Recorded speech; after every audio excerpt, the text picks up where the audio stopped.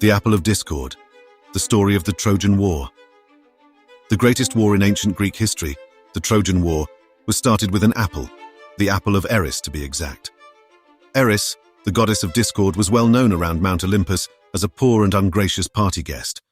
Indeed, she was known to start disastrous arguments. It was only natural, then, that when King Peleus and the sea nymph Thetis were planning the guest list for their wedding, that Eris was not to be considered.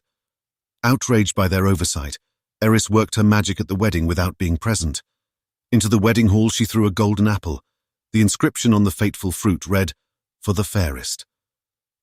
Of course, every goddess present wanted the apple for herself, and heated arguments ensued. After much debate and many tears, 3 strong candidates for the apple emerged: Aphrodite, the goddess of love; Hera, the wife of Zeus; and Athena, the goddess of wisdom.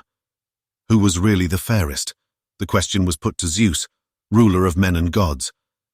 Realizing what a loaded question this was, Zeus pushed the decision over to Paris, a Trojan prince.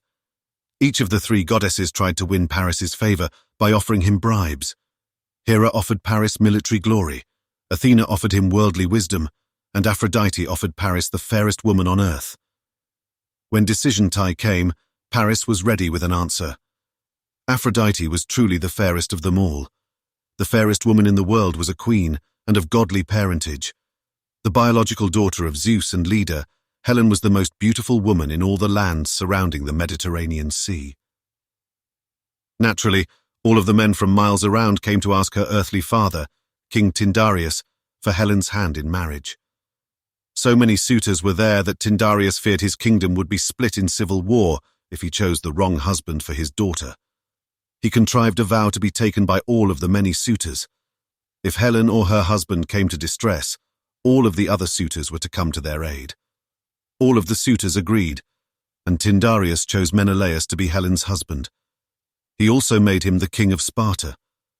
As Aphrodite had promised Paris the fairest woman in the world, Helen was fated to become Paris's lover. One small problem with that arrangement was her marriage to King Menelaus. Paris journeyed to Helen's home in Sparta, and while Menelaus was away, he took her to Troy. The abduction of Helen brought the wrath of Greece down upon Troy's head, and the city would pay dearly for Paris's romancing of a Greek queen. King Menelaus was hesitant to call Greece to arms against Troy. However, his brother Agamemnon saw nothing but opportunity in the entire situation. Agamemnon, seeking glory on the battlefield, took advantage of the suitors' vow and united the forces into a magnificent fleet to take Troy. Men had to leave their families and their kingdoms behind to join the Greek army. Some came reluctantly. One such man was Odysseus, the king of Ithaca. His wife Penelope had just given birth to a son. Odysseus had been one of Helen's suitors, so he had to honor his vow. Oddly enough, Greece's greatest hero, Achilles, was discovered in Lycomedes' court, dressed as a woman. Thetis, the mother of Achilles, was reluctant to send her only child into battle, so she dressed him up as a lady of Lycomedes' court. By using his cunning, Odysseus uncovered Achilles' true identity, and he was forced to join the Greek fleet. The Greek heroes assembled in Sparta and were about to set sail for Troy when a terrifying storm rolled in from the sea. The winds howled and torrential rains drenched the land. Calchas, the Greek prophet, told Agamemnon that the goddess of the hunt, Artemis, was angry with the Greeks.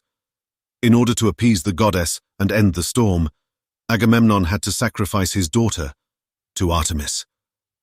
Agamemnon lured his daughter to her death by telling her that she was to marry Achilles, the great Greek hero. Her father sacrificed her to Artemis, who in turn made the weather favorable for sailing. After the awful deed was done, the Greeks set sail for Troy. Odysseus, known for his eloquence, and Menelaus were sent as ambassadors to Priam, the king of Troy. They demanded Helen be returned. King Priam refused, and Odysseus and Menelaus returned with the announcement that war was inevitable. The first 9 years of the war consisted of both war in Troy and war against neighboring regions. The Trojan War was approaching the endurance of a decade when the Greeks' luck started to run out. Men were worn out and tired of fighting against the fortified city. Troy had been under siege for 10 years, yet the walls of the city remained impenetrable. Battle-weary and almost defeated, the Greek force was ready to call it quits. The Greek leaders were unwilling to turn back without the treasure of the city in the hulls of their ships, so Odysseus devised a plan full of cunning that was sure to get the Greek army inside the walls of Troy. Odysseus ordered a large wooden horse to be built. Its insides were hollow so that soldiers could hide within it. The first stage of the plan called for the Greeks to stage a retreat by water.